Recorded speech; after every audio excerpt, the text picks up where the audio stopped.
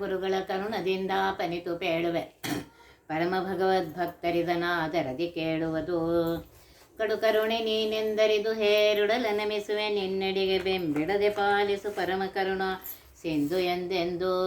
ನುಡು ನುಡುವೆ ಬರುತ್ತೇಪ ವಿಘ್ನವ ತಡೆದು ಭಗವನ್ ನಾಮ ಕೀರ್ತನೆ ನುಡಿದು ನುಡಿಸೆನ್ನಿಂದ ಪ್ರತಿ ದಿವಸದಲ್ಲಿ ಮರೆಯದಲೇ. ಹರಿಭಕ್ತಿ ಸಾರದಲ್ಲಿ 68ನೇ ಪದ್ಯ. ಕೋಪವೆಂಬುದು ತನುವಿನಲ್ಲಿ ನೆರೆ ಪಾಪ ಪಾತಕದಿಂದ ನರಕದ ಕೂಪದಲ್ಲಿ ಮುಳುಗುವುದು ತಪ್ಪದು ಶಾಸ್ತ್ರ ಸಿದ್ಧವಲೇ. ರಾಪು ಮಾಡದೆ ಬಿಡನು ಯಮನು ನಿರಾಪರಾಧಿಯ ನೋಡಿ ಕೀರ್ತಿ ಕಲಾಪವನು ನೀ ಕಾಯ್ದು ರಕ್ಷಿಸು ನಮ್ಮ ನನವರತ. ಕೋಪ ಅನ್ನುವುದು ದೇಹಕ್ಕೆ ಅಂಟಿಕೊಂಡಿರುವಂತಹ ದೊಡ್ಡ ಪಾಪ. ಆ ಪಾತಕದಿಂದ ನರಕ ಕೂಪದಲ್ಲಿ ಮುಳುಗ್ತಾನೆ, ಅದು ಎಂದೂ ತಪ್ಪುವುದಿಲ್ಲ. ಇದು ಶಾಸ್ತ್ರ ಸಿದ್ಧವಾಗಿ ಯಮನು ಮುಂದೆ ಶಿಕ್ಷೆ ಕೊಡ್ತಾನೆ. ಆದರೆ ಅಂತಹ ಅಪರಾಧ ಮಾಡದ ನಿರಪರಾಧಿಗಳನ್ನು ಮಾತ್ರ ನೀನು ಗಮನಿಸಿ ಅವರ ಕೀರ್ತಿ ಕಲಾಪವನ್ನು ಕಾಯ್ದು ರಕ್ಷಿಸಪ್ಪ ಪರಮಾತ್ಮ ಅಂತೇಳಿ ಬೇಡ್ಕೊಳ್ತಾ ಇದ್ದಾರೆ. ಈ ಪದ್ಯದಲ್ಲಿ ಪಾಪದಿಂದಾಗುವಂತಹ ಅನರ್ಥಗಳನ್ನು ತಿಳಿಸ್ತಾ ಇದ್ದಾರೆ. ಕೋಪ ಮನಸ್ಸನ್ನು ಹಾಳು ಮಾಡುವ ಪ್ರಬಲ ದೋಷವಾಗಿದೆ. ಅದನ್ನು ಸುಲಭವಾಗಿ ಗೆಲ್ಲಲು ಸಾಧ್ಯವಿಲ್ಲ ಅಂತ ಹೇಳ್ತಾರೆ. ಗೀತೆಯಲ್ಲಿ ಪರಮಾತ್ಮ 3ನೇ ಅಧ್ಯಾಯ 37ನೇ ಶ್ಲೋಕದಲ್ಲಿ ಹೇಳಿದ್ದಾನೆ, ಕಾಮಯೇಷ ಕ್ರೋಧಯೇಷ ರಜೋಗುಣ ಸಮುದ್ಭವ ಮಹಾಶನೋ ಮಹಾಪಾಪ್ಮ ವಿದ್ಧೈನಮೀಹ ವೈರಿಣಂ. ಅದಲ್ಲದೆ ಇದರಲ್ಲಿ 2ನೇ ಅಧ್ಯಾಯ 63 ಹೇಳಿದ, ಕಾಮಾತ್ ಕ್ರೋಧೋ ಅಭಿಜಾಯತೆ ಕ್ರೋಧಾತ್ ಭವತಿ ಸಮೋಹ ಸಮೋಹ ಸ್ಮೃತಿ ವಿಭ್ರಮಃ ಸ್ಮೃತಿ ಭಂಶಾತ್ ಬುದ್ಧಿನಾಶೋ ಬುದ್ಧಿನಾಶಾತ್ ಪ್ರಣಶ್ಯತಿ ಅಂತ ಹೇಳಿದ. ಆದ್ದರಿಂದ ಕೋಪ ಅನ್ನುವುದು ಅದೆಲ್ಲ ನಮ್ಮ ಪಾಪಕ್ಕೆ ಕಾರಣವಾಗಿದೆ ಅಂತ ಹೇಳ್ತಾ ಇದ್ದಾರೆ. ಅದನ್ನೇ ಅನರ್ಥಕ್ಕೆ ಸಾಧನವಾಗಿದೆ ಕೋಪ ಅನ್ನುವುದು. ಅದನ್ನೇ ಇಲ್ಲಿ ಹೇಳ್ತಾರೆ, ಶಾಸ್ತ್ರ ಸಿದ್ಧವಲೆ ಅಂತ ಹೇಳುವ ಮಾತಿನಿಂದ ಇಲ್ಲಿ ಹೇಳ್ತಾ ಇದ್ದಾರೆ. ಶಾಸ್ತ್ರಗಳು ಪರಿಪರಿಯಾಗಿ ಹೇಳ್ತಾ ಇವೆ, ಕೋಪ ಮಾಡ್ಕೋಬೇಡ ಅಂತ ಹೇಳಿ. ಕೆಲವೊಮ್ಮೆ ಲೌಕಿಕ ಪಾಪಗಳಿಗೆ ಇಲ್ಲೇ ಶಿಕ್ಷೆ ಆಗ್ಬೋದು, ಆಗತ್ತೆ.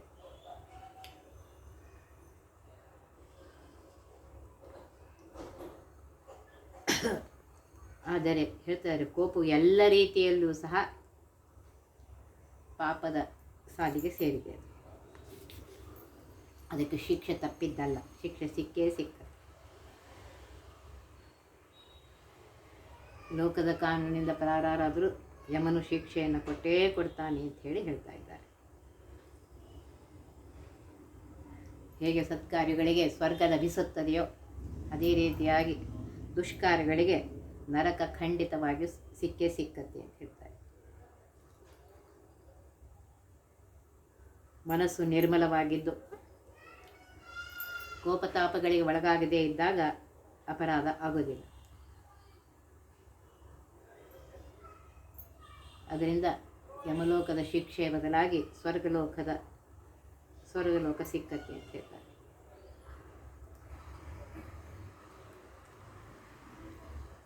ವ್ಯಕ್ತಿ ನಿರಪರಾಧಿ ಅಂತ ಗಮನ ಮಾಡಲಿಕ್ಕೆ ಸಾಧ್ಯವಾಗುವುದು ಮುಖ್ಯವಾಗಿ ಸರ್ವತಂತ್ರ ಸ್ವತಂತ್ರನಾಗಿರುವಂಥ ಪರಮಾತ್ಮನಿಗೆ ಮಾತ್ರ ಸಾಧ್ಯ. ಆ ಪರಮಾತ್ಮ ನಿಷ್ಪಕ್ಷಪಾತಿಯಾಗಿದ್ದಾನೆ, ನಿರಪರಾಧಿಗಳನ್ನು ರಕ್ಷಣೆ ಮಾಡ್ತಾನೆ, ಅಪರಾಧಿಗಳಿಗೆ ಶಿಕ್ಷೆಯನ್ನು ಕೊಡ್ತಾನೆ. ಸಾತ್ವಿಕ ಜನರ ಮೇಲೆ ಹುಟ್ಟುವ ಕೋಪ ಅನರ್ಥಕ್ಕೆ ಸಾಧನ. ಸಾತ್ವಿಕ ಜನರ ಮೇಲೆ ಕೋಪವನ್ನು ಮಾಡ್ಕೋಬೇಕು. ಹೀಗೆ ಇದೇ ರೀತಿಯಾಗಿ ನೋಡಿಕೊಂಡು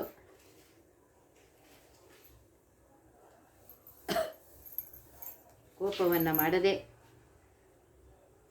ವರ್ಣಾಶ್ರಮ ಧರ್ಮಗಳನ್ನು ಸರಿಯಾಗಿ ಮಾಡುತ್ತಾ ಆ ಪರಮಾತ್ಮನ ಸ್ಮರಣೆಯನ್ನು ಮಾಡುವು ಅಂತ ಹೇಳ್ತಾ ಇದ್ದಾರೆ. ನಿನ್ನ ಸೂತ್ರದೊಳಾಡುವವು ಚೈತನ್ಯ ಸಚರಾಚರಗಳೆಲ್ಲವೂ, ನಿನ್ನ ಸೂತ್ರವು ತಪ್ಪಿದರೆ ಮೊಗ್ಗುವವು ಊಹೆಗಳು. ಇನ್ನು ನಮಗೆ ಸ್ವತಂತ್ರವೆಲ್ಲಿಯದನ್ಯ ಕರ್ಮಸು ಕರ್ಮವೆಲ್ಲವೂ, ನಿನ್ನದೆಂದೊಪ್ಪಿಸಿದೆ ರಕ್ಷಿಸು ನಮ್ಮ ನನವರತ. ಅಪ್ಪ ಪರಮಾತ್ಮ ಜೀವರನ್ನು ಹಿಡಿದುಕೊಂಡು ಸಕಲ ಜಡ ಚೇತನ ಸರ್ವವು ನಿನ್ನ ಸೂತ್ರದಲ್ಲಿ ಒಳಪಟ್ಟಿದೆ. ನಿನ್ನ ಸೂತ್ರ ತಪ್ಪಿದರೆ ಹೇಗೆ ಆ ಸೂತ್ರದ ಗೊಂಬೆ ಸೂತ್ರ ತಪ್ಪಿದರೆ ನಿಷ್ಕ್ರಿಯವಾಗುತ್ತೆ, ಹಾಗೆ ನಿಷ್ಕ್ರಿಯ ಆಗುತ್ತೆ. ನಮಗೆ ಸ್ವಾತಂತ್ರ್ಯ ಎಲ್ಲಿದೆ ಪರಮಾತ್ಮ? ಆದ್ದರಿಂದ ಯಾವುದೇ ಪಾಪಕರ್ಮವಾಗಲಿ ಪುಣ್ಯಕರ್ಮವಾಗಲಿ ನಡೆಯಲು ಮುಖ್ಯವಾಗಿ ದೇವರ ದಯೆ ಅತ್ಯಂತ ಅಗತ್ಯವಾಗಿದೆ ಅಂತ ಹೇಳ್ತಾರೆ.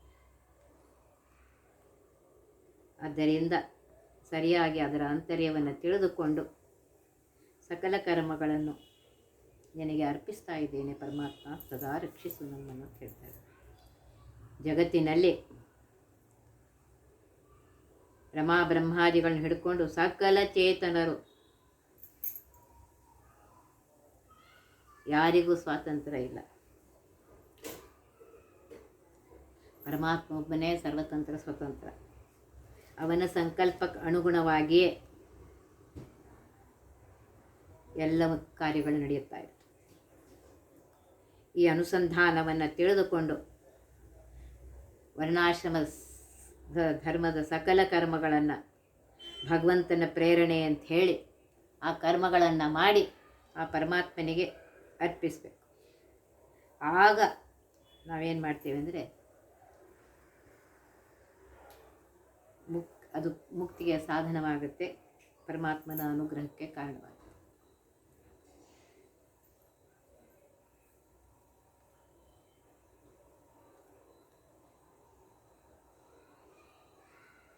ಈ ರೀತಿಯಾಗಿ ಸರಿಯಾಗಿ ತಿಳಿದುಕೊಂಡು ಎಲ್ಲ ಜೀವಿಗಳು ಪರಮಾತ್ಮನ ಅಧೀನದಲ್ಲಿದ್ದಾರೆ. ಎಲ್ಲ ಜೀವಿಗಳು ಅಸ್ವತಂತ್ರರು. ಪರಮಾತ್ಮ ಒಬ್ಬನೇ ಸರ್ವತಂತ್ರ ಸ್ವತಂತ್ರ, ಅವನೇ ಸರ್ವರನ್ನು ನಿಯಂತ್ರಣ ಮಾಡ್ತಾನೆ ಎಂದು ತಿಳ್ಕೋಬೇಕು.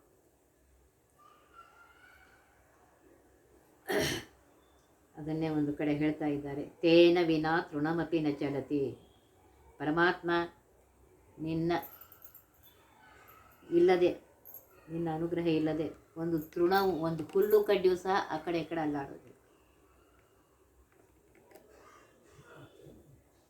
ಭಗವಂತ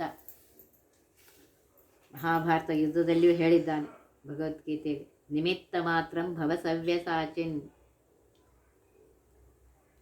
ನಾನು ಯಾರಿಗೇನು ಮಾಡಬೇಕು ಎಲ್ಲ ನನ್ನ ಕೈಯಲ್ಲಿದೆ, ಈಗ ನೀನು ನಿಮಿತ್ತ ಮಾತ್ರ ಆಗಪ್ಪ ಸವ್ಯಸಾಚಿ ಅರ್ಜುನ ಅಂತ ಹೇಳ್ತಾ ಇದ್ದ. ಅದನ್ನೇ ಭಗವದ್ಗೀತೆಯಲ್ಲಿ ಮಯಿ ಸರ್ವಂ ಇದಂ ಪ್ರೋತಂ ಸೂತ್ರೇ ಮಣಿಗಣ ಇವ ಅಂತ ಹೇಳಿದ್ದಾರೆ.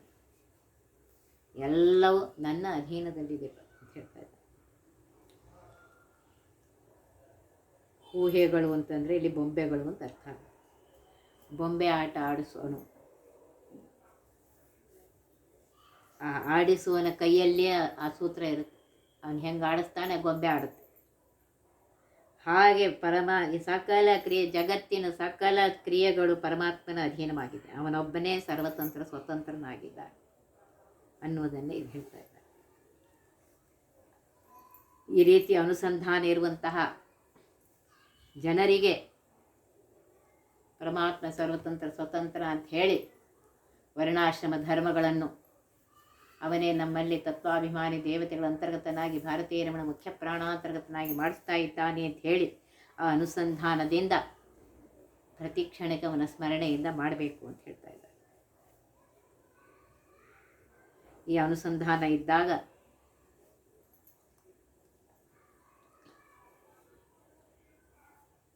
ಪಾಪಕರ್ಮಗಳನ್ನು ಬಿಟ್ಟು ಪುಣ್ಯಕರ್ಮಗಳು ಮಾಡ್ತಾನೆ ಮನುಷ್ಯ. ಅದನ್ನೇ ಇಲ್ಲಿ ಹೇಳ್ತಾ ಇದ್ದಾರೆ.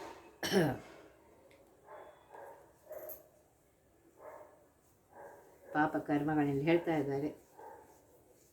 ಪಾಪಗಳನ್ನು ಮಾಡಿದಾಗ ಆ ಬಗ್ಗೆ ಪಶ್ಚಾತ್ತಾಪವನ್ನು ಪಟ್ಟು ಪ್ರಾಯಶ್ಚಿತ್ತ ಮಾಡಿಕೊಂಡು ಪರಮಾತ್ಮ ತಪ್ಪು ಮಾಡಿದೇನಪ್ಪ ಕ್ಷಮಿಸು ಅಂತ ಹೇಳಿ ಅವನಿಗೆ ಬೇಡ್ಕೊಂಡು, ಪುಣ್ಯಕರ್ಮವನ್ನು ಮಾಡಿದಾಗ ಪರಮಾತ್ಮ ನೀನೇ ನನ್ನಲ್ಲಿದ್ದು ಮಾಡಿಸಿದೆಯಪ್ಪ ಅಂತ ಹೇಳಿ ಆ ಪರಮಾತ್ಮನಿಗೆ ಸಮರ್ಪಣೆ ಮಾಡಬೇಕು. ಅದನ್ನೇ ಈ ಪದ್ಯದಲ್ಲಿ ಹೇಳ್ತಾ ಇದ್ದೀನಿ. ಒಡೆಯ ನೀನೆಂದರಿದು ನಾ ನಿಮ್ಮಡಿಯ ಭಜಿಸದೆ ಮರುಳನಾದೆನು, ಮಡದಿ ಮಕ್ಕಳ ಮೋಹದಲ್ಲಿ ಮನಸ್ಸಿಲುಕಿ ತಡೆಗಡಿಗೆ. ಮಡದಿಯಾರೇ ಮಕ್ಕಳಾರೇ ಒಡಲಿಗೊಡೆಯನು ನೀನು ನೀ ಕೈ ಪಿಡಿದು ಮುದದಲ್ಲಿ ಬಿಡದೆ ರಕ್ಷಿಸು ನಮ್ಮ ನನವರತ. ಪರಮಾತ್ಮ, ನೀನು ನಮ್ಮೆಲ್ಲರ ಸ್ವಾಮಿಯಾಗಿದ್ಯಪ್ಪ. ಅದನ್ನು ತಿಳಿದುಕೊಳ್ಳದೆ, ನಿನ್ನ ಪಾದವನ್ನು ಭಜಿಸದೆ ಹೆಜ್ಜೆ ಹೆಜ್ಜೆಗೂ ಹಾದಿ ತಪ್ಪಿದ್ದೇನೆ.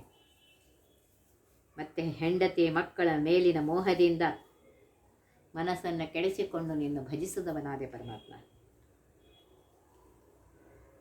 ಜೀವಗೆ ಮಡದಿ ಮಕ್ಕಳು ಯಾರಪ್ಪ?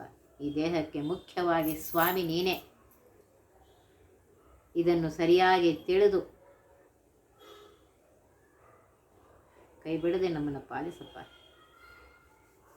ಅದನ್ನು ತಿಳಿದುಕೊಂಡು ನಾನು ಇರುವಂತೆ ರಕ್ಷಣೆ ಮಾಡಿ ಅಂತ ಹೇಳೋದು. ಏನು ಹೇಳ್ತಾರೆ? ಪರಮಾತ್ಮ ಸಕಲ ಜಗತ್ತಿಗೆ ಸ್ವಾಮಿಯಾಗಿದ್ದಾನೆ, ಸರ್ವೋತ್ತಮನಾಗಿದ್ದಾನೆ, ಸರ್ವೋತ್ಕೃಷ್ಟನಾಗಿದ್ದಾನೆ. ಈ ತತ್ವವನ್ನು ತಿಳಿದಾಗಲೇ ಮುಕ್ತಿಗೆ ಸಾಧನವಾಗುತ್ತೆ ಅಂತ ಹೇಳ್ತಾ ಇದ್ದಾರೆ. ಈಶಾವಾಸ್ಯಮಿದಂ ಸರ್ವಂ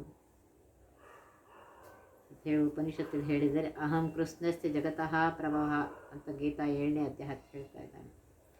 7ನೇ ಅಧ್ಯಾಯ 6ನೇ ಶ್ಲೋಕದಲ್ಲಿ ಹೇಳಿದರೆ, 7ನೇ ಶ್ಲೋಕದಲ್ಲಿ ಮೈ ಸರ್ವಮಿದಂ ಪ್ರೋತಂ ಸೂತ್ರೇ ಮಣಿಗಣ ಇವ. ಇಡೀ ಜಗತ್ತು ನನ್ನ ಅಧೀನದಲ್ಲಿದೆ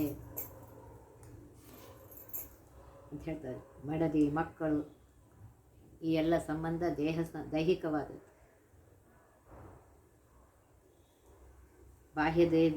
ಜೀವಿಗೆ ಬಾಹ್ಯದೇಹದೊಂದಿಗೆ ಮಾತ್ರ ಅವುಗಳ ಸಂಬಂಧ. ಅದರಿಂದ ಯಾವಾಗಲೂ ವರ್ಣಾಶ್ರಮ ಧರ್ಮಗಳಲ್ಲಿ ಎಷ್ಟು ಮಾಡಬೇಕು ಅಷ್ಟು ಸರಿಯಾಗಿ ತಿಳಿದುಕೊಂಡು ಪರಮಾತ್ಮನೇ ನನ್ನಲ್ಲಿದ್ದು ಮಾಡಿಸ್ತಾ ಇದ್ದಾನೆ ಅಂತ ಹೇಳಿ ಆ ಕರ್ಮಗಳನ್ನು ಮಾಡಬೇಕು. ಮೋಹಕ್ಕೆ ಒಳಗಾಗಬಾರ್ದು. ಈ ರೀತಿಯಾಗಿ ಆ ಮೋಹಕ್ಕೆ ಒಳಗಾದರೆ ನಾವೇನು ಮಾಡ್ತೇವೆ ಅಂತಂದರೆ ಪರಮಾತ್ಮನಿಂದ ದೂರ ಆಗ್ತೇವೆ. ಪರಮಾತ್ಮ ಒಬ್ಬನೇ ಅನಾದಿ ಕಾಲಿನ ಅನಂತ ಕಾಲವರೆಗೂ ನಮ್ಮ ಜೊತೆಗಿರುವ. ಈ ರೀತಿಯಾಗಿ ತಿಳಿದುಕೊಂಡಾಗಲೇ ಸದ್ಗತಿಗೆ ಸಾಧನ ಅಂತ ಈ ಪದ್ಯದಲ್ಲಿ ಹೇಳ್ತಾ ಇದ್ದಾರೆ. ಹಾಗಂತ ಹೇಳಿ ಮಡದಿ ಮಕ್ಕಳ ಮೇಲಿನ ಪ್ರೀತಿ ಅನಗತ್ಯ ಅಂತ ಹೇಳ್ತಾ ಇಲ್ಲ. ಅಗತ್ಯಕ್ಕಿಂತ ಹೆಚ್ಚಿನ ಮೋಹವನ್ನು ತೋರಿಸಿದಾಗ ಅದು ವ್ಯಾಮೋಹ ಅನಿಸ್ಕೊಳುತ್ತೆ. ಅದು ಸಾಧಕರ ಸಾಧನೆಗೆ ಅಡ್ಡಿಯಾಗುತ್ತೆ. ಅದಕ್ಕೋಸ್ಕರ ಅದು ಉದ್ಧಾರದ ಹಾದಿ ಆಗೋದಿಲ್ಲ. ಅದರಿಂದ ಭಗವತ್ ಸೇವೆಯ ಮೂಲಕ ಉದ್ಧಾರದತ್ತ ಹೋಗಬೇಕು. ಅದೇ ಜೀವನದ ಗುರಿಯಾಗಿರಬೇಕು ಅಂತ ಹೇಳ್ತಾ ಇದ್ದಾರೆ.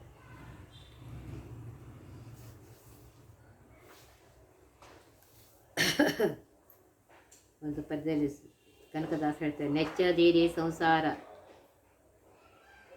ನೆಲೆಯಲ್ಲವೇ ಕಾಯ ಅಚ್ಯುತನ ನಾಮವನ್ನು ನೆನೆದು ಸುಖಿಯಾಗಿರೋ ಮನವೇ. ಗಳಿಸದಿರು ಸೀಮೆಯನ್ನು, ಗಳಿಸದಿರು ದ್ರವ್ಯವನ್ನು, ಗಳಿಸದಿರು ನೀ ದುರಿತ ರಾಶಿಗಳನ್ನು, ನಳಿನನಾಭನ ದಿವ್ಯ ನಾಮವನ್ನು ನೆನೆದು ನೆಲೆಯಾದ ಪರಮ ಪದವಿಯನ್ನು ಪಡೆಯೋ ಮನವೇ.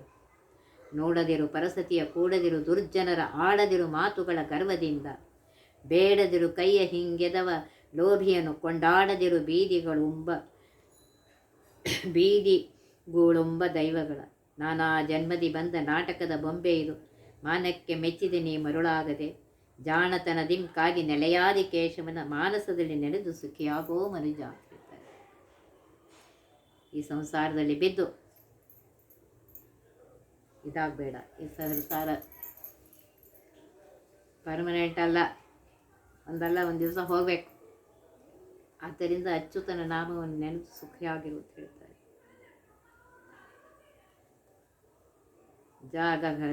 ಜಾಗ ಮಾಡ್ತಿ, ದ್ರವ್ಯ ಮಾಡ್ತಿ, ಅವು ಯಾವುದು ನಮ್ಮ ಜೊತೆಗೆ ಬರೋದಿಲ್ಲ. ಅನೇಕ ಪಾಪಗಳನ್ನು ಮಾಡಿ ದುರಿತ ರಾಶಿಗಳನ್ನು ಗಳಿಸ್ತೀವಿ. ಅದನ್ನೆಲ್ಲ ಬಿಟ್ಟು ಪದ್ಮನಾಭನಾಗಿರುವಂತಹ ಪರಮಾತ್ಮನ ದಿವ್ಯ ನಾಮವನ್ನು ನೆನೆದು ಅವನ ಅನುಗ್ರಹವನ್ನು ಪಡಿ ಅಂತ ಹೇಳ್ತಾರೆ.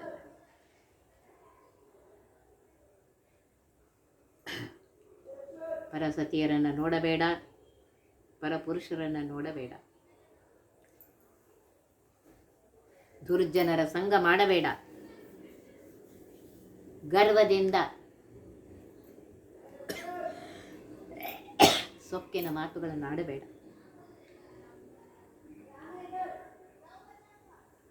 ದುರ್ಜನರನ್ನು ಕೊಂಡಾಡಬೇಡ.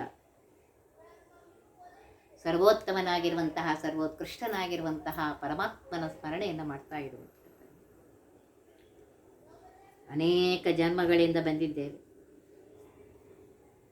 ಕರ್ಮದಿಂದ ಇನ್ನೆಷ್ಟೋ ಜನ್ಮಗಳು ಬರಲಿಕ್ಕಿದೆ. ಮಾನ ಮರ್ಯಾದೆ ಅಂತ ಹೇಳಿ ಹುಚ್ಚುತನಕ್ಕೆ ಮರುಳಾಗದೆ ಜಾಣತನದಿ ಅಂತ ಹೇಳ್ತಾರೆ, ಭಕ್ತಿಯಿಂದ ಸಮಯವನ್ನು ಇಟ್ಟುಕೊಂಡು ಆ ಪರಮಾತ್ಮನನ್ನ ಮನಸ್ಸಿನ ನೆನೆದು ಸುಖಿಯಾಗಪ್ಪ ಅಂತ ಬೇಡ್ಕೋತಾರೆ. ಆದ್ದರಿಂದ ಯಾವಾಗಲೂ ಆ ಪರಮಾತ್ಮನ ಸ್ಮರಣೆಯನ್ನು ಮಾಡು ಅಂತ ಹೇಳ್ತಾ ಇದ್ದಾರೆ. ಪಂಟಿಸಿದ ಮದ ಮುಖರು ಕೆಲರುಂಟು ರಿಪುಗಳು ದಂಟಿಸುತ್ತ ಬಲು ಕಂಟಕದಿ ಕಾಡುವರು ಕಾಯಿ ಕಲುಷ ಸಂಹಾರ. ಬಂಟನಲ್ಲವೆ ನಾನು ದೇನರ ನೆಂಟನಲ್ಲವೆ ನೀನು ನಿನ್ನೊಳಗುಂಟೆ ನಿರ್ದಯ ನೋಡಿ ರಕ್ಷಿಸು ನಮ್ಮ ನನವರತ.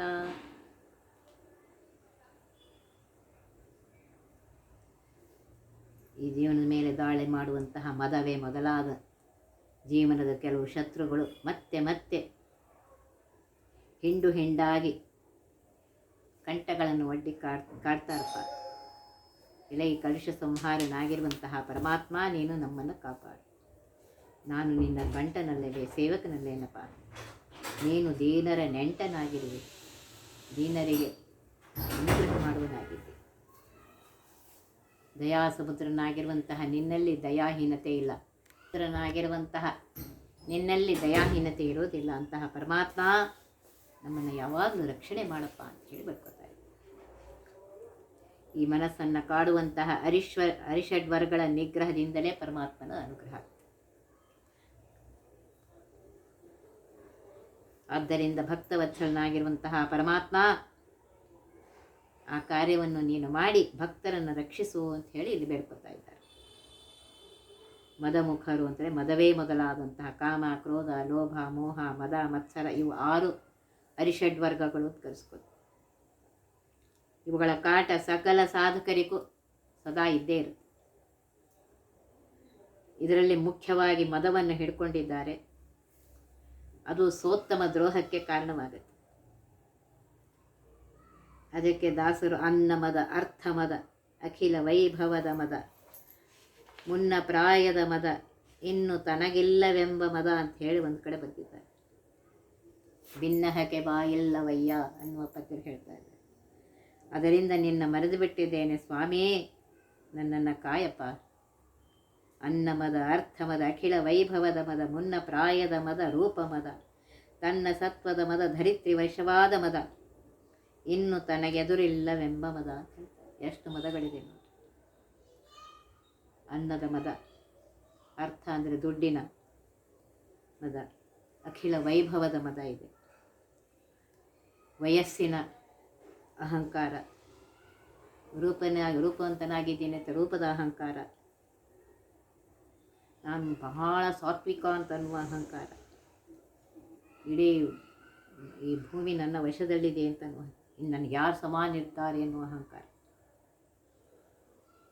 ಶಶಿವದನೆಯರ ಮೋಹ, ಜನನಿ ಜನಕರ ಮೋಹ, ರಸಿಕ ಭ್ರಾಂತಿಯ ಮೋಹ, ರಾಜ ಮನ್ನಣೆ ಮೋಹ, ಪಶುಮೋಹ, ಶಿಶುಮೋಹ, ಬಂಧುವರ್ಗದ ಮೋಹ, ಹಸನುಳ್ಳ ವಸ್ತ್ರ ಆಭರಣಗಳ ಮದದಿ. ಒಳ್ಳೆಯ ಹೆಂಡತಿ ಮಕ್ಕಳಿದ್ದಾರೆ, ಒಳ್ಳೆ ತಂದೆ ತಾಯಿಗಳಿದ್ದಾರೆ, ನಾನು ಒಳ್ಳೆಯದ್ದೀನಿ, ರಾಜ ಮನ್ನಣೆ ಮಾಡ್ತಾ ಇದ್ದಾನೆ, ಪಶುಗಳಿವೆ, ಒಳ್ಳೆಯ ಮಕ್ಕಳು, ಹೆಂಡತಿ ಮಕ್ಕಳು, ಆಮೇಲೆ ಬಂಧು ವರ್ಗ, ನನ್ನ ಹತ್ರ ಬೇಕಾಷ್ಟು ಆಭರಣ ಇತ್ಯಾದಿ ಇವೆಲ್ಲ ಮದಗಳಿಗೆ ಕಾರಣವಾಗಿದೆ. ಇಷ್ಟು ದೊರಕಿದರು ಮತ್ತಷ್ಟು ಬೇಕೆಂಬಾಸೆ, ಕಷ್ಟ ಬೇಡೆಂಬಾಸೆ, ಕಡು ಸುಖವ ಕಾಂಬಾಸೆ, ನಷ್ಟ ಜೀವನದಾಸೆ ಪುರಂದರ ವಿಠಲ. ಏನೋ ಪರಮಾತ್ಮ ಕೊಟ್ಟಿದ್ದಾನೆ, ಅದರಲ್ಲಿ ಸುಖದಿಂದಿರಬೇಕು, ಇಲ್ಲ ಅದಕ್ಕಿಂತ ಇನ್ನೂ ಸ್ವಲ್ಪ ಹೆಚ್ಚಬೇಕು ಅಂತ ಹೋಗಲಿ. ಅಷ್ಟು ಕೊಟ್ಟಿದ್ರೆ ಇನ್ನೂ ಸ್ವಲ್ಪ ಹೆಚ್ಚಬೇಕು ಅಂತ ದುರಾಸೆ ಹುಟ್ಟುತ್ತೆ. ಈ ಜೀವನದ ಈ ಬಾಹ್ಯ ಸುಖದ ಆಶೆಯಲ್ಲಿಯೇ ನಾನು ಜೀವನವನ್ನು ಇದು ಮಾಡ್ಕೊಂಡಿದ್ದೇನೆ, ಪುರಂದರ ವಿಠಲ ನಮ್ಮನ್ನು ಕಾಪಾಡು ಅಂತ ಹೇಳಿ ಬೇಡ್ಕೊತಾರೆ. ಈ ರೀತಿಯಾಗಿ ಈ ಮದಗಳಿಂದ ತುಂಬಿದೆ ಅಂತ ಹೇಳ್ತಾ ಇದ್ದಾರೆ. ಪರಮಾತ್ಮ ಈ ಕಲುಷಗಳನ್ನು ಸಂಪೂರ್ಣವಾಗಿ ಪರಿಹರಿಸುವಂತಹ ನಿರ್ದೋಷನಾಗಿರುವಂತಹ ಸರ್ವೋತ್ತಮನಾಗಿರುವಂತಹ ಪರಮಾತ್ಮನಾಗಿದೆ. ಅವನಿಗೆ ಈ ಸಾಮರ್ಥ್ಯ ಇದೆ. ಭಕ್ತರ ಕಲುಷವನ್ನು ಪರಿಹಾರ ಮಾಡುವ ಸಾಮರ್ಥ್ಯ ಕೇವಲ ಪರಮಾತ್ಮನಿಗೆ ಮಾತ್ರ ಇದೆ. ಆದ್ದರಿಂದ ಈ ರೀತಿಯಾಗಿ ಪ್ರಾರ್ಥನೆ ಮಾಡಿಕೊಂಡಾಗ